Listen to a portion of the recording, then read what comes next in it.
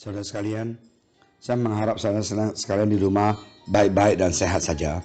Dan kalau bisa usahakan banyak olahraga dan cuci tangan pakai sabun ya. Kalau keluar pakai masker. Oke. Hari ini kita mau sama-sama enjoy firman Tuhan yang terdapat di Kolose 3 ayat 22. Firman Tuhan bunyinya seperti ini. Hai hamba-hamba, taatilah Tuhanmu yang di dunia ini dalam segala hal. Jangan hanya di hadapan mereka saja untuk menyenangkan mereka, melainkan dengan tulus hati karena takut akan Tuhan. Apapun juga yang kamu perbuatlah dengan segenap hatimu, seperti untuk Tuhan dan bukan untuk manusia. Kamu tahu bahwa dari Tuhanlah kamu akan menerima bagian yang ditentukan bagimu sebagai upah. Kristus adalah Tuhan dan kamu hambanya. Barang siapa berbuat kesalahan, ia akan menanggung kesalahannya. Itu karena Tuhan tidak memandang orang. Mari kita sama-sama berdoa. Tuhan Yesus, terima kasih Tuhan atas hari ini dan terima kasih atas firman Engkau. Bantulah kami supaya kami sungguh bisa ngerti firman Engkau. Urapi hamba Engkau yang mendengar dan menyampaikan, kita semuanya dikuatkan. Dalam nama Engkau Tuhan Yesus, kami berdoa. Amin.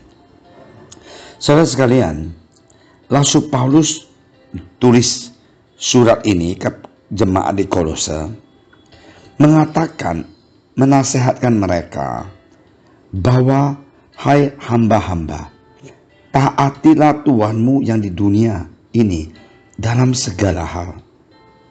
Ya, kenapa? Karena banyak sekali di zaman di Kolose ini, di zaman yang waktu Rasul Paulus tulis surat ini, adalah mereka mempraktekkan perbudakan tersebar di luas sekali.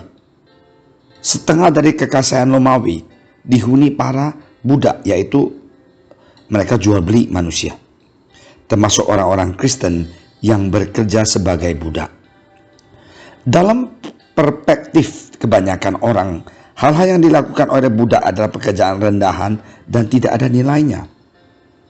Namun dalam ayat 22, hai hamba-hamba, taatilah Tuhanmu yang di dunia ini dalam segala hal. Jangan hanya di hadapan mereka saja untuk menyenangkan mereka, melainkan dengan tulus hati karena takut akan Tuhan. Aku senang sekali dengan ayat ini, yaitu aku takut akan Tuhan. Jadi inilah yang Rasul Paulus mau kita bekerja, kita takut akan Tuhan. Dan kita sering mengkotak-kotak pekerjaan, kita merasakan aku bekerja berbau gereja, nah itu saya menyenangkan Tuhan. Kalau sehingga saya bekerja sekuler dikerjakan dengan cara duniawi dan ogah-ogahan, Tuhan nggak mau kita begitu. Nah, Rasul Paulus mengatakan, tetapi apa yang Tuhan selidiki jauh lebih bermakna dari apa yang kita pikirkan, yaitu apakah kita memiliki motif yang benar dalam melakukan pekerjaan sehari-hari. Jangan kita rohani sekali di gereja, saya lihat banyak sekali. Jadi ini aktif sekali. Tapi di dalam pekerjaan sekuler, jelek banget. Malas, nggak bisa datang ke gereja on time, ke kantor on time. Tiap hari ngobrol, gosip. Itu tidak benar. Ayat ini harus kita lakukan dengan sepenuh hati. Apapun profesi Anda, bekerjalah dengan segenap hati seperti untuk Tuhan. Kalau kita seorang manajer, lakukan our very best. Kalau kita seorang supervisor, do our very best. Kalau kita seorang staff, work hard. Jangan kita malas. Ingat, apapun profesi Anda, bekerja dengan segenap hati seperti untuk Tuhan. Anggaplah Tuhan sebagai Tuhan melalui sikap, cara kerja, dan integritas kita. Ini penting sekali saudara sekalian. Banyak orang Kristen yang menjadi batu sandungan buat orang yang di sekeliling dia, sampai teman-teman kolega dia tidak mau kenal Tuhan. Kenapa? Katanya orang Kristen, katanya pelayanan, tapi bekerja di kantor, main curang, korupsi. Nah, inilah yang saya mau katakan, tidak benar. Teladanilah Yusuf yang terus maksimum di berbagai area. Saat ia menjadi budak, dia hormati, dia taat kepada istri Potifar. Dia nurut, dia tidak mengatakan, "Hai Potifar, lo tahu nggak babe gue lebih banyak duit daripada lo?" Enggak. Dia tetap kerja sebagai seorang budak seperti kepada Tuhan dia. Apa yang terjadi? Dia difitnah. Tidak apa-apa. Saat berada di penjara, dia juga kerja seperti kerja untuk Tuhan dia. Apa yang terjadi? Dia diberkati Tuhan. Dia diangkat menjadi kepala penjara, pengurus penjara. Ketika ia menjadi pejabat, semua dilakukan dengan fokus kepada Tuhan. Kenapa? Dia katakan kepada kakak dia, "Kalian berniat jahat untuk menjual aku untuk Potifar, tapi Tuhan telah merencanakan supaya saya datang duluan sampai Mesir untuk bisa membantu Anda." Apapun dia lakukan buat Tuhan. Ingat bahwa apapun pekerjaan yang kita jalanin saat ini adalah kepercayaan dari Tuhan.